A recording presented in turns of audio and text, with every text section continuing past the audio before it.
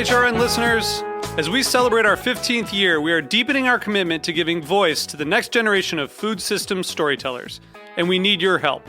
Our internship and fellowship programs help activate new possibilities for underrepresented and underestimated young people through experiential journalism, audio engineering, and production training.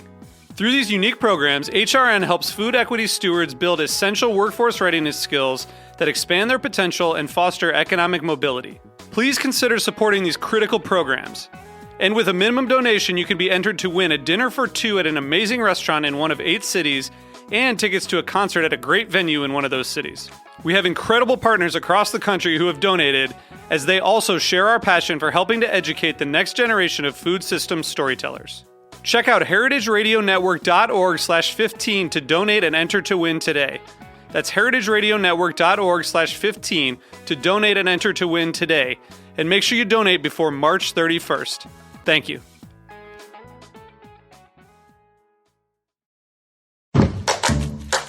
I'm HRN's Communications Director, Kat Johnson, with a preview of this week's episode of Meat and Three, our weekly food news roundup.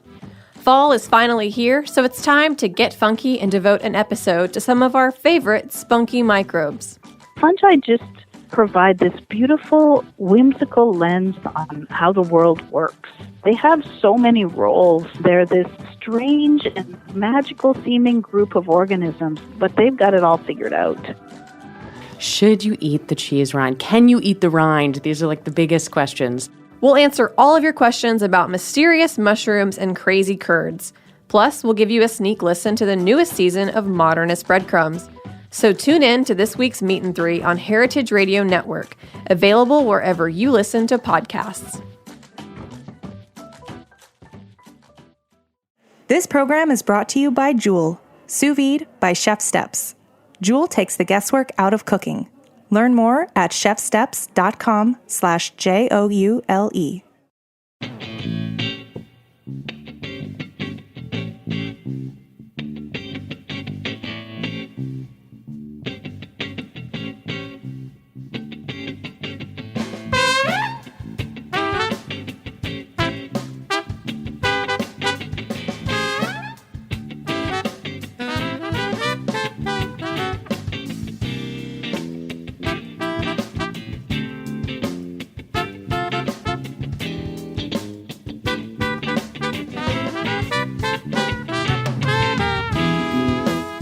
Welcome to the Grape Nation, your weekly wine journey. Our guests are Dustin Wilson and Thomas Pastuszak. It's pretty close. Give it to me. Pastuszak. Pastuszak. I screwed it up the last time, so I wanted to make sure when I started I screwed up again. Pastuszak. Perfect. Okay. We'll talk to Dustin and Thomas about wines from the Northern Rhone, Reboule de Rhone, Somme 3, and some other cool wine projects. We'll taste the Northern Rhone that the guys brought in for our weekly wine sip, a Clap Renaissance Cornas. I'm your host, Sam Ben Ruby. Stay with us for the Grape Nation on the Heritage Radio Network. We bring wine to the people. Master Sommelier Dustin Wilson is the proprietor of Verve Wine in New York and the newly opened Verve Wine in San Francisco, a retail and online marketplace for Somme curated wines. Thomas Pastuszak oversees the wine program for Daniel Hum and Will Guidera's Nomad Empire in New York City, Los Angeles, and soon to be Las Vegas.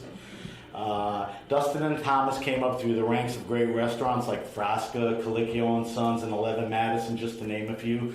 Dustin appears in the soon-to-be released, we'll talk about that, Somme 3 movie. And Thomas is making some great wine in a bottle and a can. They are the creators of Reboule de Rhone, a 4-day celebration of the wines of the Northern Rhone, this November 15th through the 18th in New York City. 100% of proceeds benefit the No Kid Hungry campaign. Is that the right date?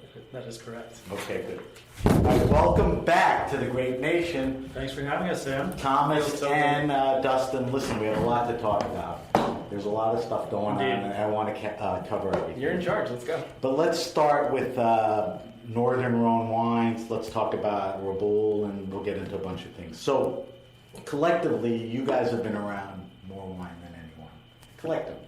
Well, I don't know about anyone. All right. Yeah, we've had our fair share. So take that And you have to explain to our listeners this love and obsession with Northern Rhone wines that prompted you to, put a festival. And I know you love other wines, but you really focused in on that. Definitely. I think that there's a lot of great wine in the world that sommeliers like Dustin and I can get very excited about. When we started working together at the time, Dustin had just jumped into the position of wine director at 11 Madison Park, and I was just getting into opening the Nomad in New York, and we realized we had a lot of common passions, and one of them was the wines of the Northern Rhone. And we can get more into why we love them specifically. Well, we will. Yeah, we will. And we ended up doing a good amount of travel together, going to different wine regions, and certainly visited the Northern Rhone together. And we have had many great meals over many great bottles of Northern Rhone.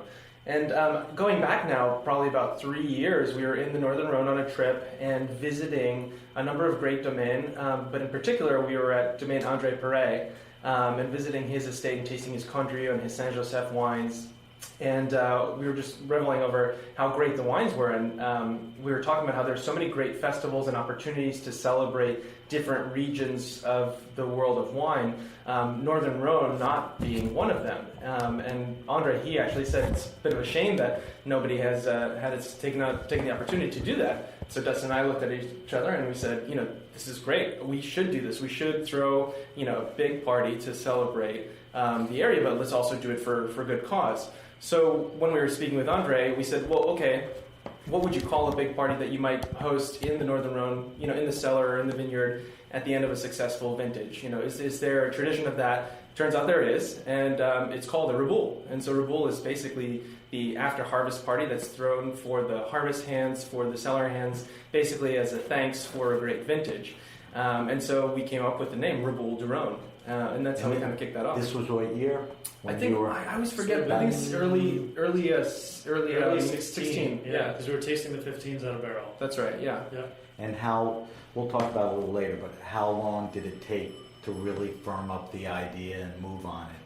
Well, it was one of those things you have great ideas while you're sitting around the table drinking a lot of wine, and then you're in France.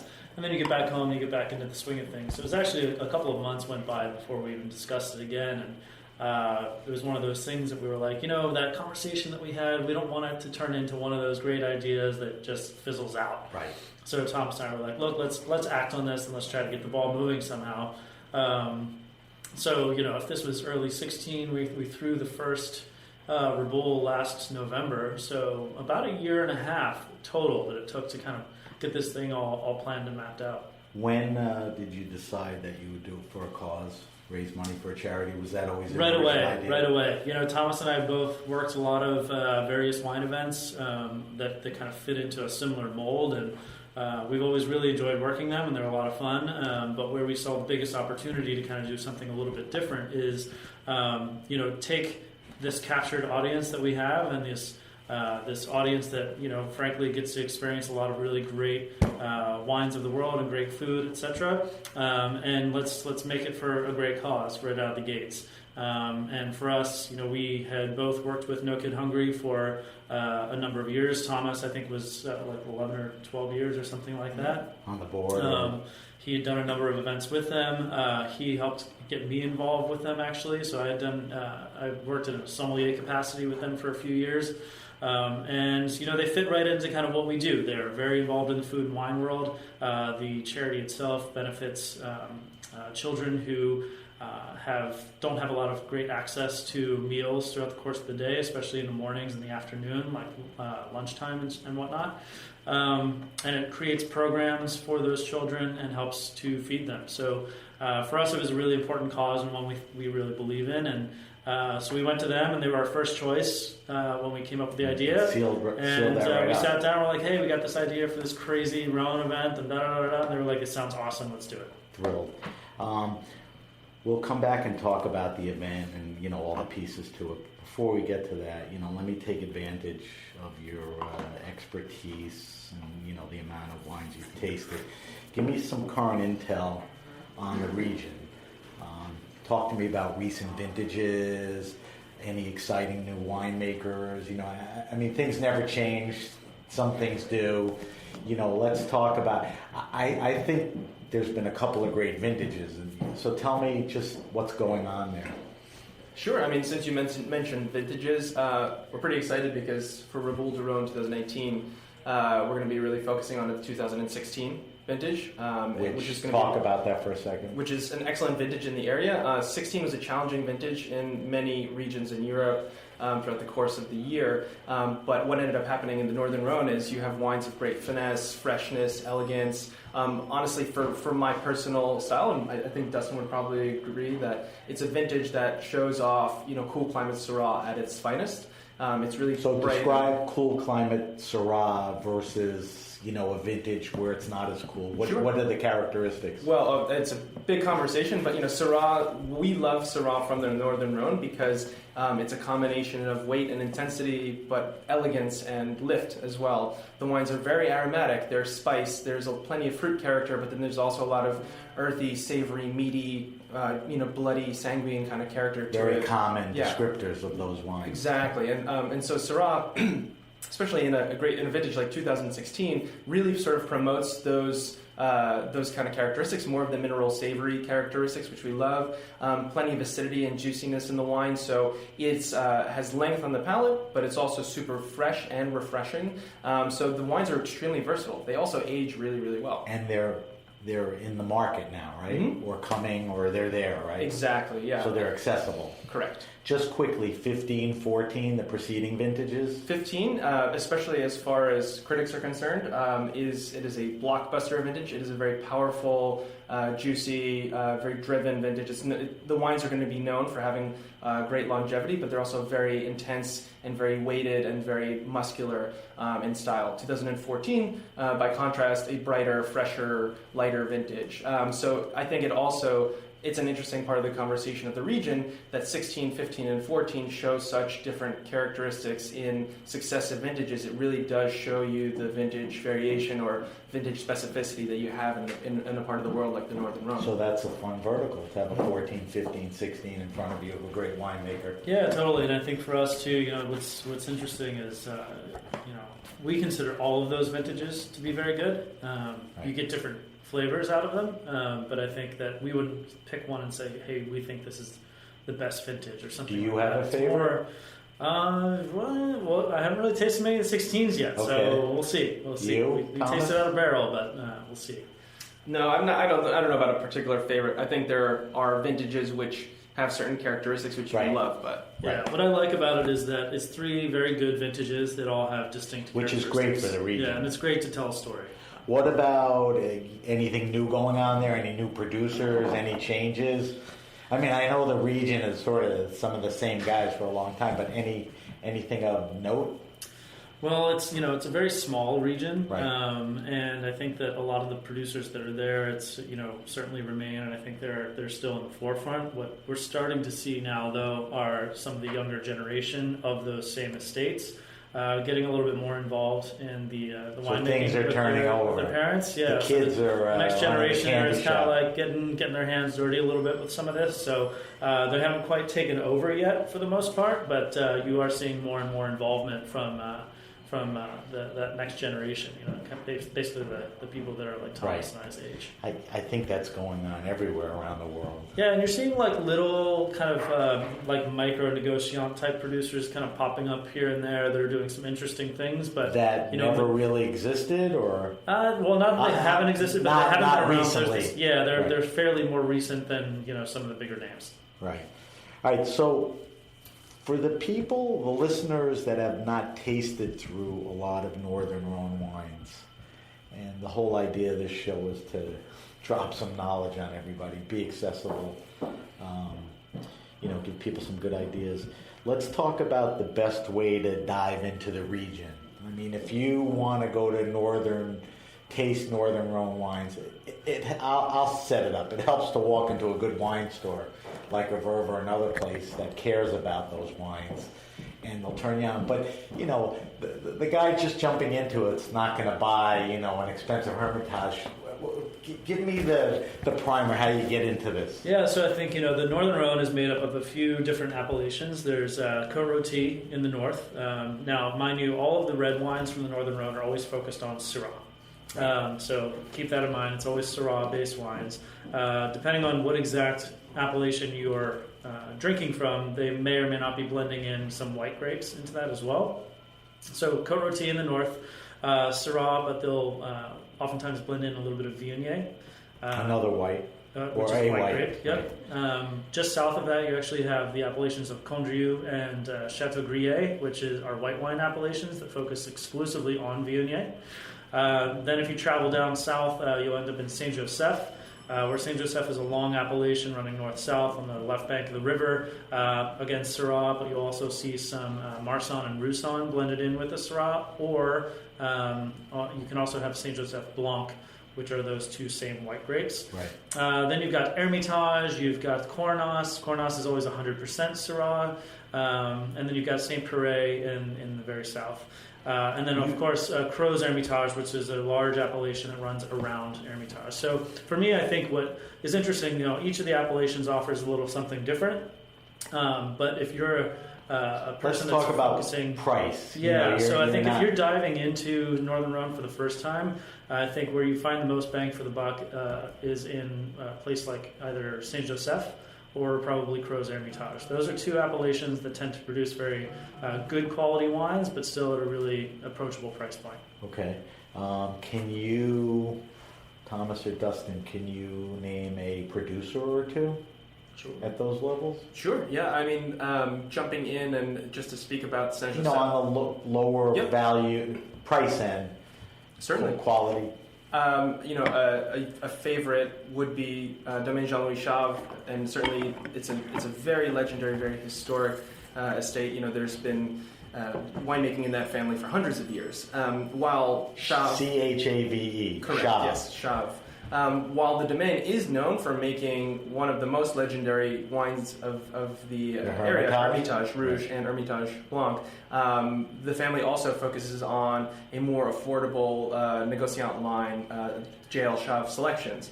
There you find some Crozes Hermitage, some Saint-Joseph that are made, a combination of fruit that is sourced from vineyards that the family owns, but also from fruit that is sourced from other vineyards in the area. And those wines offer really, really good value. They tend to be, very well priced. You can find stuff under $40, on a store shelf, perhaps under $30 as well.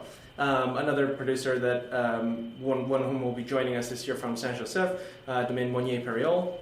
These are spell for us. Sure. Monnier is M-O-N-I-E-R hyphen P-E-R-R-E-O-L. Right. So it's actually a sort of a coming together of two winemaking families using mutual resources to make really fresh, bright, accessibly priced Saint-Joseph wines. So I think that's another place where you'll find like really delicious, spicy reds that are very well priced. Again, you're talking about under the $40 mark, usually retail. Are they, like in Burgundy, there's Village wines or Chablis. I mean, what do you equate in the Northern Rhone to those type of wines? Yeah, so I think there are no classifications in the Northern Rhone, but I mean, I think it would be generally accepted to say that probably Hermitage and Côte Rôtie would be kind of the Grand Crus of the Northern Rhone. And then Cornas might be a little more of like a premier cru, and then you've got like Saint-Joseph and Crozes Hermitage might be more of the kind of quote-unquote village type wines. What goes on the lowest end of that? Now, of course, there's always exceptions, right? There's certain producers in Saint-Joseph that probably outperform some Hermitage producers or Côte Rôtie producers. Right. You can kind of argue all day long about that. But generally speaking, that's kind of how I would think of it. Right. It's interesting that there's no real classification. I mean, the appellations are broken down. Correct, yes. But, all right, so while I have you here, tell me about some other wines outside of the Northern Rhone, in the store, in the restaurants, that are exciting you. Are you getting crazy about any particular regions seasonally? I mean, what are you tasting? And give me more than one. Give me a few each. Well, I mean, I certainly have to plug the Finger Lakes, New York. But I'm okay with that. Great. Because other than your involvement, there's a lot happening. Yeah, explain why now. 100% is. I think again, we're talking about the Finger Lakes. It's upstate or mid-state New York, about 4 or 5 hour drive northwest of New York City.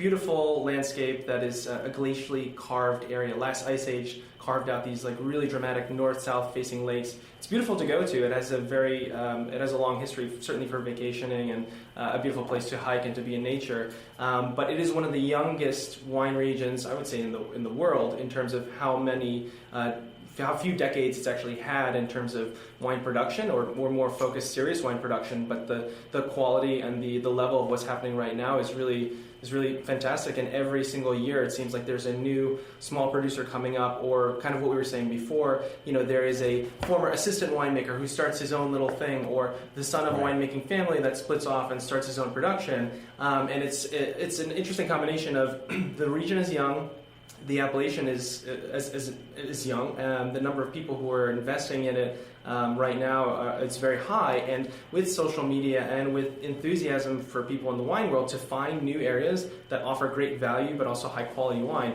it's a super, super exciting region. So you're used to seeing Riesling from the Finger Lakes, both in a dry... the predominant grapes, Riesling is certainly what else is coming out of it? I mean, for other white wines, there's some Burgundy-inspired Chardonnays being made right now. There are certainly Alsace-inspired Pinot Gris, a fantastic amount of great rosé coming from the area. I know Nathan and Pascaline are making a pet nat. Yep, they're making some pet We'll nat. talk about your wines, a little towards the end of the show. All right, so Finger Lakes, I'm with you on that. We're going to go back and forth, 2 each. Give me something exciting to you. Yeah, for me, I think in the last few months, I guess, I've been really excited about what's happening in Spain, particularly in northern Spain. Kind of hit your radar only recently. Well, I've known about Spain for a long time, obviously, and drank a lot of great like Ribera del Duero, Rioja wines, sherry, things like that. But I think for me, what's been most exciting in the last probably, year-ish, has been some of the stuff that's coming from different places outside of those really kind of old school classic spots. Let me hear. So especially over in Galicia, places like the Canary Islands separately, but over in Galicia, there's great producers now in Rias Baixas that are doing some really interesting things. Ribeiro, particularly, Ribera Sacra is a really interesting spot. Bierzo as well, so a lot of Mencia that's being grown over there. That's really fun, exactly. And great. Also, a lot of other value, right? Yeah, totally, and a lot of other great local indigenous varieties, Broncelao and Ferrol, and weird things that most people probably haven't heard of. That's really fun. Were you in Spain recently, or no? I was, yeah. I went back in July. I was out there for about a week and a half and kind of toured through that whole area, and some really exciting stuff. Really delicious wines that are very terroir driven. Really great winemaking, and the terroir itself is really incredible to see. Local grape varieties, hands-off wine production methods, and the wines are fairly inexpensive. So for me, that's really exciting. Thomas, give me one more. So Finger Lakes, I'm with you. Anything else exciting to you? I'm going to jump back to France and say Loire Valley. Okay. It's not even that. It's that it's a new and exciting area. But once again, I think you're starting to see this younger generation that's really jumping in. The quality of the production is getting higher. The farming has always been really, really high quality, but now you're really starting to see Cabernet Franc for reds and Chenin Blanc.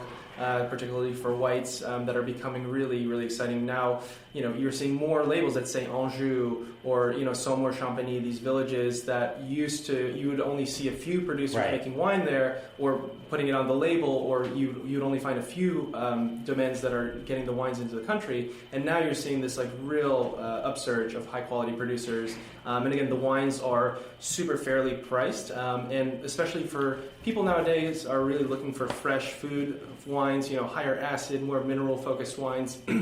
Chenin Blanc for whites and Cabernet Franc for reds, certainly delivers those things. The Loire. I think the thing with the Loire is, like you said, it's been there, but I think the discovery is more recent. There have been a lot of cheerleaders and advocates for it, but I think it's really out there more in New York, in bars and restaurants. All right, Dustin, give me, Spain, Finger Lakes, Loire. Give me one more. Yeah, I think for me another spot that's a little out of the ordinary would be Oregon, but not the Willamette Valley, but rather there's a couple new producers in the Columbia Gorge area. Okay. That are doing some pretty interesting stuff, specifically one winery called Minimus Minimus? Correct. Okay. And then also Smock Shop Band and SMOCK shop, Smock Shop? Exactly, Smock Shop, which that winery is also tied to another one called Hayu Wine Farm. Nate Reddy's Nate's stuff. going to be on the show in about I a think month. that area is not quite as explored as Willamette. Willamette gets all the rage. Is there an appellation there? Or an Gorge is AVA is called Columbia Gorge? Is the appellation, yeah. And it's. If you had to guess, how many wineries are... I don't know how many wineries are there, Is it but when dozens? I start to see like multiple producers from the same area doing some really kind of more out of pushing the envelope type of stuff, and So we're wines are not- really delicious, then I start to pay attention. And those guys are doing Oregon cool stuff. Pinot, or Oregon, you think of Pinot, we're not talking We're not necessarily talking Pinot specifically with these Pinot guys, here. No, right? no. There's What kind Rhone of grapes? varieties. There is some Pinot Noir. There's Gewürztraminer. There's like Austrian grapes like Zweigelt and Blaufränkisch and like that kind of stuff too. So there's a lot of different types of things growing there, not just your typical Pinot. That's a good area to grow some of those grapes, right? Yeah, I mean, yeah, Pinot Gris it's has super been growing interesting. up there, Yeah. and some other whites and all that. So that's Columbia Gorge Gorge. in Oregon. All right, we'll have to keep an eye on that. All right, let's talk about, so those are some great recommendations. I'll post a bunch of stuff on our social media. Let's talk about Reboule de Rhone, because there's a lot of moving parts. Go back again, you started a little, the story and how and why it came about. It came about because you guys were traveling, Yeah, so we just like Hospice de Beaune and all these other, there's these festivals. correct. So we were, as Thomas mentioned earlier, we were at Andre Perret and tasting with him, and he was kind of yelling at us a little bit. He was like, in America you have all these events and tastings about Burgundy and Champagne and Loire Valley and Riesling and all this stuff, but nothing for Northern Rhone. Is there a Riesling festival or something? Riesling Fire, yeah. Oh, it is? Oh, yeah. Oh, yeah. in New York. I thought, in New York. Yeah. No, he was talking about it. He got in before you. US. Yeah. What's his name? Stephen Bitteroff. Yeah. Right. Yeah, Von exactly. Boden. Von Boden. Yeah. Who we love. He does great stuff. But there was nobody doing anything for the Northern Rhone in the U.S. So, being the type of people that Thomas and I are, we looked at each other and, of course, immediately were like, well, we need to be the ones to do this before anybody else does. That's right. And so that was kind of the impetus for it. He told the story about how we came up with the name, and, we got back here to New York, approached the charity, and they were into it. So from there, it was really just kind of a rolling of to-dos, and we learned a lot that first year. It was well, let's talk about it, because as we talk about the elements, you'll talk to me about any backstories or whatever. So I'll sort of lay out the elements, and you get specific. There's winemaker dinners. There's a walk-around tasting, with a lot of these great wine guys. There's a grand dinner. Is that a BYOB? Is that one of those deals where you invite? It is a BYOB. And then there's an after party for all you hungover people. Yeah. All right, so it starts winemaker dinner. There's even seminars, I think you guys do. Yeah, so we can walk you through the whole list of events if you'd like. Because these are the things that are available for people to come to. Give them some idea and all the tickets are available for purchase on the. We'll tell them later, but now the best place to go is online. On the Reboule de Rhone website, it's just reboulederhone.com. REBOULEDEURHONE, RebouleDeRhone.com. Correct. And that'll get you to your site. Yep, it'll outline all the events and connect you to a place to buy tickets. So let's talk about the elements, but I have one curiosity. Has anything changed much or drastically since last year, or you got similar template? Last year we were so pleasantly surprised with how smoothly, the big day, Saturday, the walk around tasting, the whole seminar in the morning, right? Walk around tasting during the day, VIP whole cocktail flow. hour, the whole flow into the grand dinner, which is called La Reboule, into our after party. It was just a high energy day, and it was thanks to our team at Nook and Hungry and everyone who chipped in terms of the organization. It went so smoothly. So we're not changing a whole lot. We're just making it bigger and better. We're adding more great producers. We're adding more great activities throughout the course of the day. There's going to be more cool stuff to do. And then the big changes we would say is we had one grand dinner last year that was on a different day. This year we're doing two big boy dinners, the days leading up. So to these are winemaker dinners. One's at a restaurant. Exactly. One you're doing. I guess the second one you added a private home, right, or residence. Exactly. Yeah. All right. So get specific. Sure. So one is what, and the other is. Yeah. So on Friday night, which I believe is the 16th. Thursday night. Sorry, I was First exactly. night is Thursday night. First night is Thursday night. Yes. We're doing an awesome dinner. We're flying over a good friend of ours, Austin Johnson, who's the chef de cuisine at Frenchy restaurant in Paris, exactly. He's going to be cooking a really, really great meal to be paired with what we're calling legendary vintages of the Rhone. So we're sourcing from France and from private cellars, just a really incredible assortment of great wines to sort of showcase not just one appellation, but all of them and a number of really great years, and just kind of celebrate the region from 30,000 feet above while we're in this epic, in an epic dining room that overlooks Lower Manhattan. It's going to just be a really stunning setting, and we're going to have some visiting winemakers joining so that the guests at that dinner, and it's going to be a relatively small dinner, it's about 24 people. So the guests, very intimate. Yeah, so quite intimate, and we're going to have some winemakers who are over from the Rhone, and they're going to be hanging out that night, talking about the wines and just interacting with the guests and just having a really good time, and that's kind of one of the kickoff dinners for the weekend. And then you're doing another similar format where you're going to feature Cornas, right? Yeah. And tell me a little about that. And Friday night, Cornas or nowhere, baby. It's last year, we had a very special dinner focusing on Hermitage with Jean-Louis Chave. This year we're doing a different appellation, a different focus, and the focus is Cornas, a beloved appellation of the Northern Rhone. And this is on the Friday night of the weekend, which is the 16th of November, and we're doing it at Legacy Records on the west side of Manhattan. Probably one of the hottest, best restaurants. Awesome, amazing restaurant. Great space. Great friends of ours, great chef, Ryan Hardy, amazing cuisine. So we're really excited about it. And the focus of the appellation is Cornas. We're not just having one great producer, but we're having a small assortment of great producers from Cornas, including Vincent Paris, including Franck Balthazar, Mathieu Barret, and really, really excited to have Olivier Klopp from Domaine Klopp joining us. And it's going to be just an amazing night where we taste through each of these domains and some really great wines that they're bringing over from their personal libraries over in Cornas. And that's generally a smaller group too. Mm-hmm.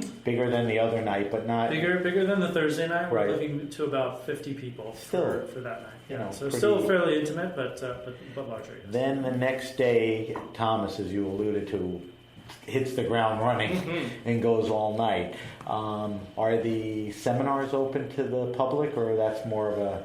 No, so the seminars, we keep for mostly the trade and the industry folks that are working with us. So we While really you have want these to, guys in. Yeah, we have all these great producers here. Not everybody, as much as like social media might try to say otherwise, our lives are not just filled with travels to wine regions. And a lot of these sommeliers have never met these producers before. So we really wanted to make sure that the sommeliers that are assisting with the service throughout the course of the day get an opportunity to interact with the winemakers and be a part of something. So we're putting on, again, a seminar focused on Cornas for all of the working sommeliers of the event.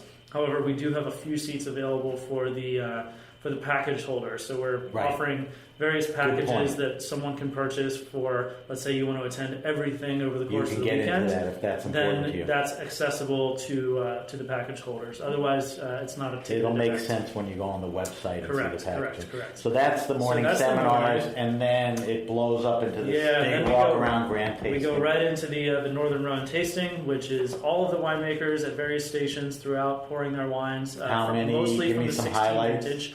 We're looking at about 13 producers. We mentioned a few of them from Cornas, but then we also have the Domaine Monnier Perrault we mentioned from Saint Joseph visiting. We've got Antoine Graillot from Domaine Graillot coming. Who else do we have here? Christine Vernet, exactly. I'm drawing blanks here. Going on? Go ahead. No going on this year. Going on was there last year. He came last year, yeah, so he's promised he'll come every other year. We mentioned Mathieu Barret from Cornas. Let's see, who are we? I'm trying to think. Wow, why am I trying to blank? That's all right. I was there last year. They're listed on the website. I was there last year, and it's pretty vast.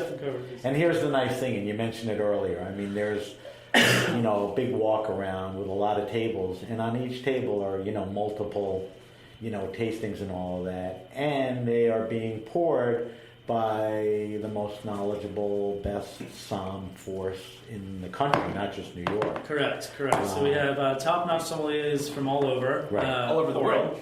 Yeah, all over the world. We got guys coming in from France, from Yep. Sweden, So different parts of the U.S. So it's pretty exciting. And it's also supplemented with various food stations. So we've got a lot of restaurant partners from around New York that will be serving their cuisine. So it's a really, really fun tasting. We're expecting anywhere between like 600 and 800 people to show up. But it doesn't feel really fun. It doesn't feel. It's very well spread out. Yeah, we also have games going on and things like that too. So there's lots to see and do, lots of wine to taste, lots of great food to eat, and it's from 1 to 4 in the afternoon. So it's a nice And if you stretch of didn't time. drink enough there, you could continue the day and do what now? Exactly. So then that rolls right over into the La Reboule dinner. Which is the kind of the big celebration, right? So that's when all of the producers again sit down and join all of the attendees for So you could sit at a table multi-course with a dinner. producer. Correct. Right. We'll have various chefs cooking for that meal as well, each preparing a different course. Each of the winemakers are sending over back vintage wines from their domain to add to the celebration. Nice. So not only will, a lot of big bottles, a lot of older vintages. So not only will the guests be bringing some wine for them to share with the people surrounding them, but also the winemakers are also providing a good amount of wine for the guests as well. So Do people eventually get up and just start sharing wine? Yes, they do. By the end of the dinner, everybody's moving Okay. around and sharing and tasting, and it's really fun. How many people? Is that like a couple that- hundred? Or? Oh, that dinner, it's big, but we're closer to like 120 guests. Okay, which is that includes manageable. Exactly, and just to reinforce some of the things we said before, amazing sommelier team, all of whom are donating their time. And a lot of them, not like Exactly. 5 or 6, It's like a dozens. team of about 40 to 50 Yeah, sommeliers. yeah. Not to mention, of course, the entire production team and people who are serving. So it's a really great turnout of people. It feels amazing to see people getting up, sharing their bottles, like you said.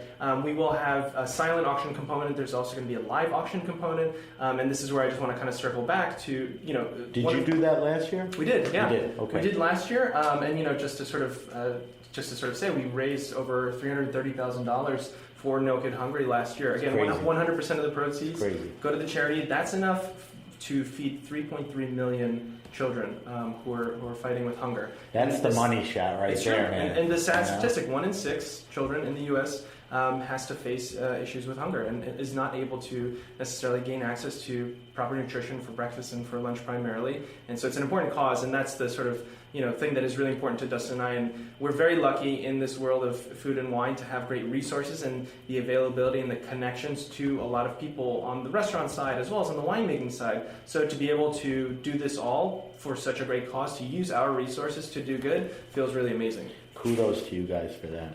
A lot of hard work. Creates a lot of resources for a lot of good people, and a lot of people do a lot of events, and I'm not sure they write down 100% proceeds, so that's a big deal too. Let's close that out. That's the Saturday night dinner, auction, silent, and regular one. Did you say? And then when that ends and you wake up in someone else's house, there's still one more place left to go on Sunday, right? That's right. Well, we haven't mentioned the after party. Yeah. Oh, the after party that night. Right. I'm sorry. If you want to keep drinking, go ahead. The dinner then flips right over into a really great after party. So essentially, the area that we utilize for the tasting during the day, go back as everyone's space, enjoying the dinner, that space gets flipped for the after party. So we'll have a DJ and again lots more food, more booze, more wine. What time did that break up? So that breaks up around midnight. Okay. So finally, after if you've stayed all day long, that's a solid 14-hour day, 14 hours of drinking. You should have your fill by that point. And then Sunday, and that's really fun. And then Sunday, we do a great little, much more casual, calm gathering on the rooftop of the Nomad Hotel. And this is a chance again for all the working sommeliers and chefs and everybody that worked the event to interact with the winemakers that are there, say our kind of goodbyes and is that available to package people? That is also available to package holders only. That is also not a ticketed event. So, right. Yeah. Keep that in mind, and that'll become obvious on the website. All right. So let's go over the vitals. So the date of Reboule to Rhone 2018 is Thursday through that party on Sunday. That is, what's November the date? 15th through the 18th. Right. 15th is Thursday night dinner. 16th is the Friday night dinner, the two private dinners. Saturday is the big Saturday day. is a long day of events. Yep. You can go to the tasting and the dinner. You can go to just the dinner if you want. Yep. Right? You'll see that. And then there's the after party. And then Sunday you have your thing. The locations. Locations, so the main things, like, yeah, the so, tastings and the dinner. Yeah, the dinners, one of them is the Thursday night dinner is at a private residence in Tribeca, in a nice loft in Tribeca. Fridays at Legacy Records, as you mentioned. Saturday, the big day, everything takes place at 180 Maiden Lane, which is down in Fidei. Is that the same location as last year? It is the same as last year. So it's a big, open, airy, glassy, beautiful space. Yeah, so you went back. Great space. We really loved it. So there's no reason to change it up. So that's all day Saturday, including the tasting, the dinner, the seminar, the after party, all of it. And then the rooftop at the Nomad for Sunday. Okay. Yep. All right, one more time. If people want more information, purchase tickets. RebouleDeRhone.com. RebouleDeRhone.com. We also recommend RebouleDeRhone.com. We also recommend following the Reboule de Rhone Instagram, just at Reboule de Rhone. Okay. I was going to ask you that later, but I'll ask you again too. All right, so that's Reboule de Rhone. That's a very exciting event. If you love wines from the Northern Rhone, it's kind of like an orgy. If you're interested or curious, these are the guys, and this is the place to really, embed yourself and, taste some things and all of that. All right, Thomas and Dustin, we're going to take a quick break. When we come back, I want to talk to you about some other things going on in your life. I want to subject you to our wine list, and we're going to talk about this Klopp Renaissance Cornas. You're listening to the Grape Nation on Heritage Radio Network. We'll be right back.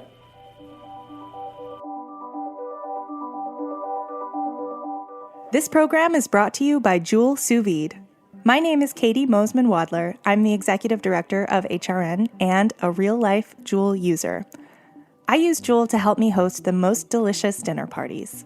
When you cook with Jewel, there's zero guesswork. So steak, chicken, seafood, turkey, vegetables, and eggs all come out exactly the way you like them. The paired app is super intuitive and has a great visual doneness guide. Jewel is awesome for prepping many perfect portions, making it easy to cook for a crowd, and it's hands-free so you can focus on entertaining while Jewel does the work. And pro tip, Jewel is also great for travel. I throw mine in my suitcase if I'm headed to a rental house with any kind of uncertain kitchen. From perfect steak to juicy, tender Thanksgiving turkey, Jewel makes the best food you've ever tasted. Just be sure to save some room for mini jars of pumpkin pie. Jewel, perfect food, every time. To get yours, visit chefsteps.com/Jewel and use code HRN, as in Heritage Radio Network, to get $15 off for a limited time. That's chefsteps.com/JOULE, code HRN. A reason to be alive. All right, we're back with my guests, Thomas and Dustin. They are the founders and creators of Reboule de Rhone. Let's start with you, Thomas. You very recently, launched a new wine project. Yes. And it is called Vinny, and the name is significant of what it is. So tell me, quickly what's going on here. Definitely. Well, just for a little bit of background, having lived in the Finger Lakes for about a decade. You went to school up there. Exactly. I went to school in the area, and honestly was in the area, still planning to go to medical school, but fell in love with the world of food and wine, was working in restaurants there, wanted to cut my teeth and this guy was a musician, then wanted to go to medical school, and now he's like a sommelier. If I'm his dad, I'd smack him in the head. But I digress, so keep going, all right? Thanks for that, Sam. Okay. I had a lot of passions, and I wanted to pursue them. And so I got into food and wine, I got into restaurants, and learned about the world of wine, and Finger Lakes was my backyard. I was 20-minute drive from the restaurant where I was working at the time to, the top vineyards in the area. So on my days off, I wanted to get some experience in the vineyard and in wine cellars, and it was really fascinating for me with a science and an art background, because, winemaking and the world of wine and food kind of combines art and science in a really fun way. So when I made my move back to New York City, trying to promote in the restaurants I was working, all of my friends' wines, all the great Finger Lakes wines that were being made, and eventually kind of got bitten by the bug of wanting to start my own production, sort of in the same way that chefs get to really create their own dishes and become known for recipes or dishes. I wanted to be able to create something from scratch. And so that's how I got into the winemaking side of things. So I launched a small boutique, a brand called Terrassen, with my wife in 2014. Focuses old vine red wine, rosé, really inspired by our favorite producers in Europe. So we make some whole cluster Cabernet Franc, we make some Gamay that's inspired by Beaujolais, we make some rosé from Blanc-Franquish, and with this vintage for the first time, a little bit of really crunchy, juicy red Blanc-Franquish, which is going to be intended as a sort of spring, summer sipping wine, enjoy it with a chill. Great label. It's like a line drawing. Exactly. Ball. I can't describe exactly. it. It's very. It's a woodcut striking. of a number of vines that are kind of entangled. So that's Terrassen? Yeah, Terrassen. Yeah, Terrassen. exactly. Okay. And so that's a small boutique focused on old vine reds. Also launched, created a small Riesling project called Empire Estate. That's me and a couple of friends who are in the wine industry and the restaurant industry, and the focus there is just Riesling, specifically dry Riesling. Stylistically, it's inspired by my favorite dry Austrian and German Rieslings. But again, 100% Finger Lakes, but it's Finger Lakes terroir coming through with a nod to European winemaking style. And so there's a couple of angles there. Empire Estate, you can't think of anywhere else but New York when you hear the name. All we do is dry Riesling, and we really just make one wine because you realize is it restaurant only or no, both? It's everywhere. It's restaurant, it's retail. We've got it at the Verve We'll shop. get to that. Calm down, will you? No, what I want to say is it's great because every time I blind taste sommeliers on that wine, they always call it Austria. So I think that's pretty cool. There we go. Yeah. Well, I'm happy to hear that, certainly. I've been seeing a lot of social media on Empire, which is great. Not just you posting 3 times a day, but restaurants and stuff. I mean, all good. I'm being complimentary. When other people I see, promote the brand, I want to I see influencers and good people, sommeliers, and all of that. All right, so that is Empire State, and really, it is a terrific wine. And if you're in a restaurant or a store, you should give it a shot. And then the new cool hotness, project, the super new hotness, is Vinny, and Vinny is a canned sparkling white wine. From the Finger Lakes, and there's the focus on Vinny really is the name is a fun play on words. It's a combination of the word vin, V-I-N, which is French for wine, plus N-Y, New York, equals Vinny. V-I-N, N-Y is Vinny. And so it is wine from New York, and it's sparkling white wine in a can. The story is not about the grapes, but it's a combination of dry Riesling and Gruner that's deliciously bubbly, and it comes in these wonderful 4-packs, so 4 250 milliliter cans. So you get a liter box, right around $20 on a store shelf. And, I'd been thinking about this for a couple of years, but hadn't seen maybe enough traction in the canned wine world to really want to jump into it, in 2015 or in 2016. But then you really started to see more and more wine producers putting high quality wine in a can. And with this last vintage, with 2017, I said, you know what, it's time to pull the trigger and make this happen.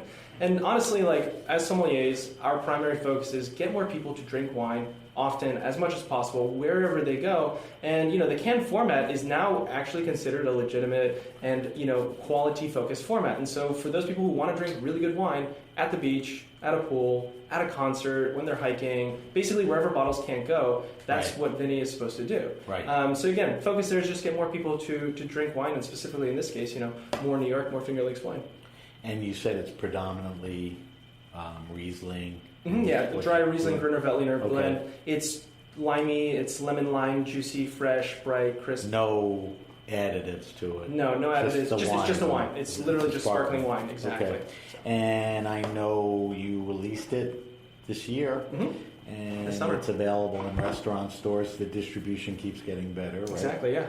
So look for Vinny. It's V-I-N-N-Y. It's a yellow and silver can? Yep. Yellow and white? Yeah, yellow, white, silver. Yeah. And like you said, it's a great beach wine, party wine, backyard, or even, inside and all of that. So those are some exciting projects. You're pretty busy, plus congratulations. You just had your second baby. Thank you so much. She's a little angel. Yeah. All right, Dustin, so some interesting developments here. If you're a wine nut, you've been following the movie Somm of which you were in the original one, and you were the only guy who passed the test, right? Well, no, it was two of Brian and I passed. McClintock, yeah. We Glad passed. you and him are getting along. Yes. So was, so was the two. I forgot about it. Yeah, and then Ian passes at the very, very end. But the original Somm, Dustin was prominently featured in there, OG. And then there was Somm in the bottle. Into the bottle. And now there is the third installment, Somm 3. Somm 3. What an original name. Does it have a... It's so funny because I say, Somm 3 is coming out, and everybody goes, I didn't realize there was a second one. So tell me a little about the movie, what's going on in it, and where we can see it or eventually see it. Yeah, on a selfish front, I'm featured fairly prominently in the film, and some new people from so the is past. Herb, so is my wine shop, so I'm pretty excited about it on that end.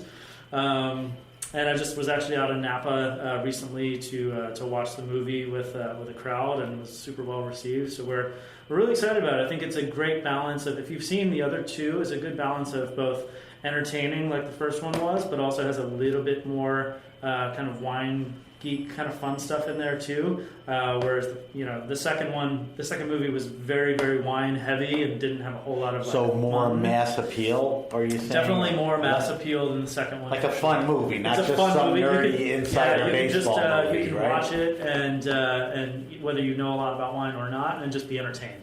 So where can the average guy go or find it?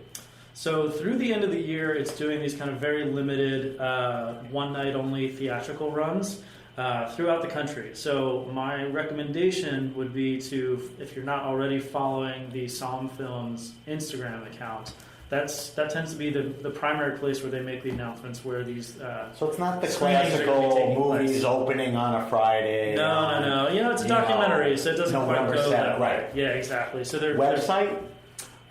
They don't. Just Google Somm 3. Yeah, I would just go to Instagram and follow them on their account. They're posting about screenings all the time. And you're very excited about that. It's I'm a very cool. He looks really good in the movie too. Well, it was really cool. Without giving anything away, I got to meet some really heavy hitter people, and I got to pour wine for Jancis Robinson and Steven Spurrier. And I saw on Instagram today. If you look at Dustin's, which I'll give you the handles. Which for me, from a sommelier career highlight, it was pretty cool. You couldn't put a suit on for that? Fly to Paris. For those two? All right. Wow. Tough room. All right, so that's Somm 3. That's brand new. So like I said, if you're really into some very cool aspects of the wine world, it's definitely a fun movie. And let's talk about some of the new people, like Laura Maniac is in it. Who are people that... Yeah, we've got great representation from New York. Laura Maniac, Aldo Somm is in the movie. In it, right. Michael Engelman from The Modern. Who else do we have? Pascaline Lepeltier is in the movie. Sabato Cigaria. Some great people. Yeah, awesome lineup of people. All right, and you recently opened your second location of Verve in San Francisco. Indeed. I think I nailed it when I described it, early on. I think Verve is a retail and online marketplace, with very Somm curated, of which you're a master sommelier. Yep. So, if you have the luxury of being in San Francisco or New York, you could walk in. But otherwise... Yeah, if you're not in those towns, visit the website. We're trying to be a little bit more digital first from a retail perspective, and, really took a lot of time and energy to make the online experience really robust and easy to use and with great wine. So if you like kind of those more curated types of wines, you can visit the site and find a lot of really great stuff. And one of the things that... How many states, by the way? I think it's like almost the whole country. Yeah, I think we can serve basically wine and liquor shipping. I think it's 42 out of the lower 48 states. So 42 states. Good point, Thomas. So double check that you could be, served by that shipping. I will say, shipping wine is a huge pain in the butt. And compliments to you guys. Two of the things that you are superior at is service and hospitality. I think that's why you're where you're at. You were at 11 Madison, you're at Nomad. You continue to thrive in the business. I think when you walk into a Verve, you're not just walking into a wine store and being helped. I think it's a hospitality experience. Yeah, absolutely. I think the connection, which is, a nice thing. Thank you for that. Yeah. Appreciate that. I wouldn't expect less because, like I Balances out said, the that's soup your comment. background. All right, so that's what these guys are doing. They're pretty busy. We're going to wrap up pretty soon, but I want to do two things. I want to do our wine list, where I ask you guys a bunch of questions about your preferences. If you remember, we did it last time. We did a special Rhone edition, Reboule de Rhone. We're going to do edition number 2, and then for our weekly wine sip, we're going to just quickly talk about this wine and evaluate it and rate it and everything. All right, so this is the special Reboule de Rhone edition volume 2 wine list. So we may have covered this earlier, but what are you drinking now? What's on your table now? What's in your sights? Is it seasonal? I know you said Spanish. But any other stuff?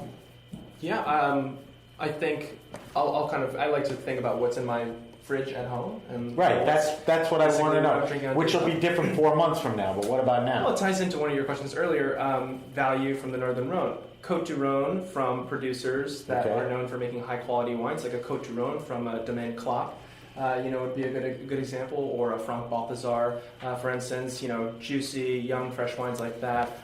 Finding delicious Beaujolais, from any number of appellations in the area, whether it's a classic like La Pierre, for instance, always has a place. I drink Nebbiolo all the time. It's one of my favorite varietals, and so. But not just Barolo. No, exactly. Give me some Nebbiolo d'Alba from top producers or a producer like Produttori del Barbaresco. It's right. a commune of growers. There's the plain regular Produttori. Exactly. The Normale Barbaresco, or even the Nebbiolo Lange Nebbiolo, which is a great value. It's delicious. Certainly I mentioned Riesling from the Finger Lakes. That's going to be there. You have to have standbys like a Chablis. Even if it's an entry-level village wine. Right. I didn't ask you what you're drinking for the next year. I'm telling you what's on my shelf. Those are all good choices. Now, what are you drinking now? So, if we're being honest about what's in our refrigerator right now, mine is actually mostly stacked with Vinny. Boom! Vinny? Yeah, I've got a lot of Vinny in the fridge drinking? right now. We got a lot of Vinny in the fridge at the moment. Okay. So what else? That gets cracked open from time to time. There we go. Also been, likewise, always got some Northern Rhone stuff hanging around. Okay. And for me, still Beaujolais. I love drinking Beaujolais, especially with a little chill on it. It's just easy. Most of my wine consumption, frankly, happens when I get home at night and from work, and I just want something kind of easy. You're still going to delicious. drink and taste stuff. Oh, yeah. I mean, this show's not about me, but all I'm drinking right now is Beaujolais. Yeah, just like inexpensive, Barolo, just like chuggable, Nebbiolo. enjoyable stuff. Anything fancy. Diving deep into that. All right, so I asked you this last time, but let's do it again. Favorite Rhone wine and food pairing. It's a very specific, deep brooding, spicy, meaty wine. I could ask you, what does it pair well with? But what's your favorite pairing? Is it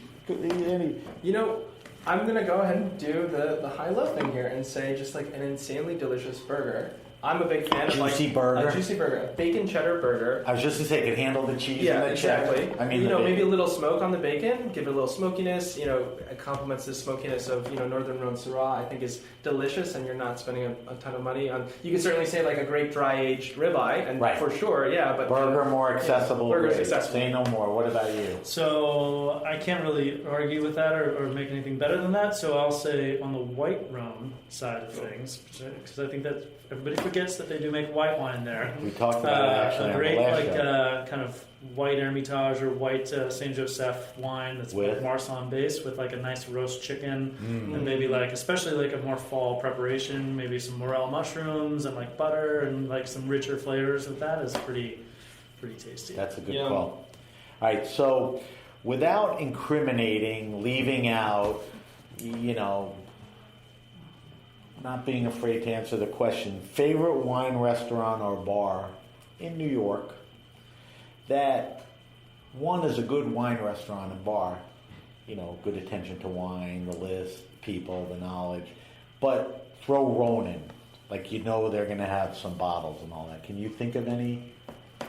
Yeah, I'm sure we can come up with a few. We can definitely come up with a few. I hear the Nomad. Give me a couple. Stuff. I can't. I'm not going to plug Nomad because I'm not. Well, I'll plug Nomad. Will you vouch for me that the Nomad has enough range of Northern Rhone selections to satisfy even the most discerning customer? Yes, 100%. Okay. Everything So from Nomad. accessible Okay, to expensive. continue, please. But I wanted to throw in because it's kind of emeritus to Reboule de Rhone, Pasquale Jones. I love pizza. I have a second stomach for pizza. I would eat it every day. And they have amazing pizza, Pasquale Jones, and they have a really well curated. It's a smaller list. But it's really well curated, and that's where you're going to find Northern Rhone Syrah to go with, great pizza Always for a good support reco. shoulder. Yeah, All right, split. Dustin, you Can't got disagree one? with that. I love Pasquale. I have two recommendations. Go. One on the kind of more casual end of things. There's Gotta no- give a shout out to Caleb Ganser and Company. Events or Naturel. It's a show favorite.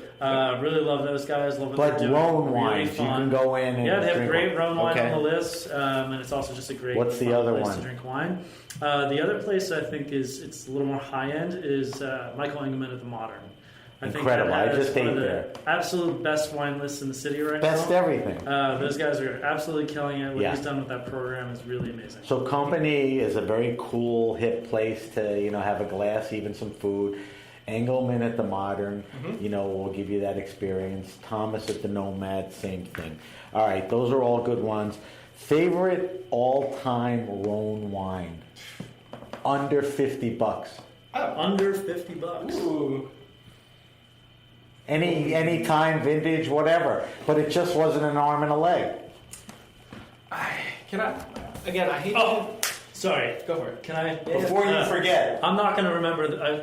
I don't know the producer's name. Is that okay? It's okay. I'll do It's some an research. experience. It's an experience. Went to Burns a couple years. this is Burns like in Tampa, maybe Florida. 2 or 3 One of the years great ago. wine restaurants in the Great wine world. restaurant. Went down there. I can't remember why I was down there, but I was by myself. Decided to walk across the street over to Burns and sit down in the bar room area. Ordered a great steak and a bottle of 1979 Cornas from some negociant that I don't think exists any longer, and it was $39 on the list. See, that's the place, the experience, and the uniqueness. That's the answer I'm looking for. What do you got? You know what? I'm gonna do. Let's find something accessible that you can find now in a city like New York. I'm gonna go ahead and say the Van de Pie Syrah from Domaine Jamais. It is a very esteemed estate in Côte-Rôtie. Yeah. You carry that, right? Yeah. Verve Wine has it. So Jamais where I is this sent- legendary Northern Yeah. Rhone producer, but they make a But they make some introductory level wines, including a just bottle labeled. JAMET. Yep, bottle labeled Syrah. What's the name of the wine? Well, it's Or- Van de Pie Colline Rodamier. It's a Van de Pie Jamais. But it just says Syrah on Gotcha. the label and Jamais. And there's not a lot of it that goes around, but when you find it, it's delicious and you're Verve tasting Wine has it top wine. from time to time. That's where I send all All my right, friends. two great, calls. I wouldn't expect less from you guys. Last question, and then we're going to taste the wine. Best Rhone wine around $15, $20. I need a red. I need a white. I always say this, it's super redundant, but my kids are in their mid-20s. They're starting to make money. They're going to a dinner party. They want to bring a nice wine, but they ain't spending $40, $50. They're going to spend 15, 18, 20.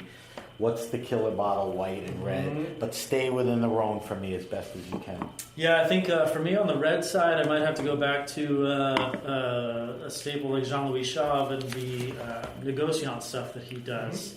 Okay. So for me, like the Côte de Rhone that he produces under the Jean-Louis Chave Selections label, I think hits right around $20. But the quality, the But value, super high the quality, producer, coming from a all fantastic domain. boxes are checked. Yep. So exactly. Chave, okay. Thomas, I'm trying to think about a good white counterpart that would fit in that price point. is it tougher? the white? It's tougher because there's not. So as give me much the out there. best value white in the Rhone. The Monnier, Yeah, I was saying, the Monnier Perrier, Viognier is Viognier. very good. Viognier Exactly. from Monnier Perrier. He's a Viognier. great producer, great value in all of Yep. it. All right, I'm going to post all those. All right, so we're going to wrap the show up, and I only have a few minutes to do this, but every week we taste a different wine on air for our weekly wine sip. For this week, I asked Dustin and Thomas to bring in a wine, and tell me about this wine. So, in honor of the Reboule de Rhone, and not only in honor of Reboule de Rhone, but in honor of this producer in particular, we brought a bottle of Domaine Clap Cornas, the Renaissance bottling from 2011. And it's pretty special and really kind of bittersweet to be drinking these wines. Just a few months earlier, August Clapp passed away, and really, really big deal to not just Cornas, but all of the Northern Rhone. So we've been trying to drink as much Clapp lately as possible, and we're really honored this year to be kind of making Cornas a pretty big focus of the Reboule de Rhone. So I think it's just goes without saying this is a great one to pop So up. great backstory. Let's talk about the wine. So it's Clapp. You know a little about Clapp. Yep. It's a Cornas. Did you say earlier Cornas has Always to be 100% 100% Syrah? Correct. So there's 100% Syrah wine. Renaissance is this particular bottling. Correct. Yep. Give me approximate retail on this. Approximate retail is right around $100. Okay, actually. so it's Yep. a baller wine. Yeah. Not it also crazy. has a few years of age on it. Right, too. it's a 2011. 2011. Quickly, 11 a good vintage? Very good vintage. Again, Okay. we're talking about some of those more kind of quote unquote classic vintages. The 2011s have great elegance and great finesse, and while it's not a really big, powerful vintage, I think this is kind of the quintessential style of Syrah that But would especially sommeliers like us because really of enjoy. what you just said, would the 11 be a little less price-wise than some of the other? It would versus like fancy. 2010, for So example, it's which was much good different value. vintage, and so You this get is a into great Clapp, value. you get into Cornas, you get into Renaissance. Yeah, Clapp, All right. you can't really talk about the appellation of Cornas without talking about Right. Clapp. All right, let's evaluate it. So I want to talk about two things: this wine and what's classic in Rhone wines and this particular Cornas. So the color, deep purple. Mm-hmm. What are you seeing there? Yeah, deep purple is good. Almost a little bit of garnet. Garnet. color to it It's too. got about 7 years of age to it. Okay, give me nose descriptors. So Thomas mentioned a really good number of descriptors earlier, but for me it's very classic, meaty, smoky. What I love about this too, it's got great black olive, kind of salty, more charcuterie kind of. Nowhere else do profile you to get it. those descriptors bunched up like meaty, It's smoky, great. It's a very tapenade, savory bacon. wine. Yeah, totally. right? Yes, bacon, tapenade, exactly. Yeah, exactly. I mean those are just terrific descriptors. It's So extremely savory. Yeah. savory, those are all savory things. So that's the nose. All right, let's throw it over the tongue, and let's talk about mouthfeel first. Is it a medium, medium plus, full? What do you get? Well, we can talk about that in terms of like the quantitative components, but I just want to say this really on the palate shows what's great about Northern Rhone Syrah. It's dark and dense, and it has an intense concentration of flavor, but it's also still very refreshing and very lifting. Right. There's a lot of acidity, that sensation. If you've been into a lemon, you salivate right afterwards. You have plenty of that acidity in this wine, which refreshes you after You taking get a the sip. full mouth and attack, but it's not heavy Yep. or cloying or whatever. Mm-hmm. So that's the mouthfeel. I mean, I get exactly what you said. How do you describe that? I mean, you did describe it, but if you had to, is there a word to describe that? Not really. It's just not like weighty, It It's doesn't not weigh weighty. down. Yeah, It's not weighty, but it's not It's simple. packs a lot of flavor. Right. It's got a lot of richness to it, but it's not heavy. All right, let's talk palate. Do the nose descriptors translate to the palate? I think so. For me, it really translates, especially the saltiness of it. It really translates well. So again, you kind of go back to pairing this with like a nice cheeseburger with bacon and whatnot. Bloody And- steak. Yeah, or like a great ribeye or something. It's got that like extra salty kind of meaty component to it that I think pairs really nicely with those Yeah, things. I mean it's classic with that. It's classic for a reason. Do we like this wine? Do we love this wine, I love this wine. Thomas? I'm medium plus to high love on this wine. Okay. All right. So that's the 2011 Clapp, C-L-A-P-E, Renaissance is the bottling, Cornas is the region, and the grape is Syrah. All right, guys, we're going to wrap the show up. If you have a question, suggestion, wine happening, or event, hit me up at sam@thegrapenation.com. That's sam@thegrapenation.com. Follow us on Facebook at The Grape Nation. Follow us on Instagram at @SBenRuby, but follow the hashtag The Grape Nation. On Twitter, we're at Ben Ruby. Also subscribe to the Grape Nation podcast on iTunes, Stitcher, and Spotify. We'll post Dustin and Thomas's wine list and information on our weekly wine sip across all our social media sites. Before we go, let's talk one more time. If you want to find more information on Reboule de Rhone, RebouleDuRhone.com. Vinny Wine. VinnyWines.com. Okay. Verve, if you'd like to shop online. VerveWine.com. Okay. VERVE. Right. And if you're in New York City, downtown, you walk in to the store in the newly recent opened store in San Francisco. Where in San Francisco, it's in Pack Heights. Fillmore Street, Fillmore, Washington. Yeah. Please walk in there. If people want to follow you guys, Thomas, on social media. Yep, it's at my name, at Thomas Pastuszak. It's a tough one to spell, so Jesus Christ. I hope you have a lot of printed material to give out. Google. Yeah. All right. Or at look at the hair. Dustin. At Dustin Wilson MS. Right, and also an Instagram site for Reboule de Rhone. Correct. Right. So I want to thank our guests, Master Sommelier Dustin Wilson and Thomas Pastuszak. Did I get that right? You crushed it. Yeah, you got it. That's Jesus Christ, I suck at that. We should drink more wine together. We will. Thank you to our engineer, Jeet, this week, and thank you to everyone at Heritage Radio Network. I'm Sam Ben Ruby, and you've been listening to the Grape Nation.